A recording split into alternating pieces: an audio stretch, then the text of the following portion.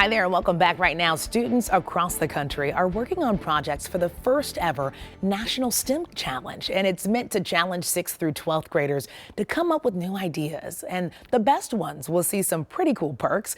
It's also shedding light on the importance of kids getting involved with STEM and how their innovation will drive our future. It all sounds good, right? So to tell us a little bit more about what we can expect as co-founder of Explore Media, which is putting on this festival, Andrew Zimmern, a friend of the show. What's up, Andrew? How are you? Oh my, better now because I like Good. when we get a chance to get smarter. And Andrew, you're helping a lot of folks get smarter. So what can we look forward to from these students in this challenge? Well, STEM is everything. I mean, it truly is, especially as our world progresses. We've seen it, on the front pages of our newspapers and in the headlines on news programs, for the last decade. Today's students are tomorrow's innovators, and all of the research has clearly established the value of broadly diverse science technology workforces. However, there are many student groups that remain underexposed and under-enrolled in STEM education. Nationwide employment numbers, when you look at them, racial and ethnic groups comprise 27% of the population, but only 11% of the STEM workforce. Women make up half the population, but comprise less than 30% of the STEM workforce. So part of this challenge is to help level set that. We want all students in grades 6 through 12 to use scientific methods to develop STEM projects. By the way, they can be existing projects. They don't have to be brand new. They can be ones the students have already been working on. And things that will make tangible real-world impact and create positive change for people in the planet.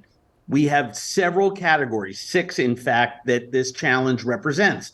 We have environmental stewardship, future of food, health and medicine, powering the planet, space innovation, and tech for good. And we're partnering with the Department of Education on this. Explora Media is producing the event. We have participation from the White House. And it's going to be really exciting to see students from all 50 states convene in Washington after submissions are gone through on the weekend of April 12th, where we are going to celebrate these 50 students, tell their stories, see their work. And we have a lot of differences this year with past STEM events. We are going to be giving feedback to students on all entries, which is something that we feel is a really, really important Very piece of this important. puzzle. And we're going to be celebrating the students in these projects. Right now, Minnesota is trying to catch up with Wisconsin. I mean, I'm trying to promote our great state here. With companies like 3M and Medtronic, we know Minnesota is home to some of the most innovative minds in the country. So we want to celebrate that. So we're looking for Minnesotans grades 6 through 12 to submit to nationalstemchallenge.com to try to join us in Washington on April 12th. Which I'm sure that they are listening right now. They're like, ooh, this sounds fun. Let me ask you this, because there's probably a lot of parents watching right now. I know that you are a parent, and it's such a gift to allow our kids to explore, right? So when talking about parenting, one time I saw that you said that one key to parenting your son was to help create his own value system for himself and lean into that.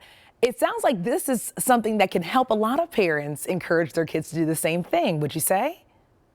Well, you hit the nail on the head, and that is our job of parents. It's not to say yes, no. It's not to be punitive. And we've learned from the greatest minds in child psych and behavioral systems these days that it's also not to be the biggest cheerleader. It's to help them develop a healthy value system for themselves. And when it comes to STEM topics, I mean, I'm one of the STEM ambassadors for the future of food category, right? I can't think of a better thing for students than to challenge them to research, design, and propose practical ideas that address equitable and sustainable practice issues surrounding food production, distribution, and consumption. You just said Now, one if of a my favorite student words, my friend, equity. well, if a student, here's the great thing, and where it comes back to that really smart question you asked me, students should consider factors like climate change, population growth, resource scarcity, food scarcity, et cetera. Along the way, if you're researching that, as a young person, you are coming up with your own opinions and your own decisions about what food represents in America today. And I will tell you right now, sadly, food is a class issue, right? That shouldn't be the case. We shouldn't have hungry children in America. We shouldn't be tilling vegetables under the soil in California while at the same time we have hunger going on in this country simply because we don't have enough of immigration reform to allow for people to freely come across the borders and harvest food. So there are real life practical applications in STEM categories for students to identify pieces of a value system for themselves, whether it relates to the environment, food, health, medicine, energy, space innovation, and tech for good under those categories. I think you hit the nail on the head. This is about great parenting. So if you're a mom or dad out there or a caregiver, and you have a young person who has any interest at all in STEM topics, getting them to go to nationalstemchallenge.com and to think about submitting something to enter the National STEM Challenge, I think is a great Oh, idea. absolutely, my friend. We got a little smarter. Finalists will be announced on December 22nd. Andrew, you're always a friend of the show. Come on by anytime, my friend. Appreciate you.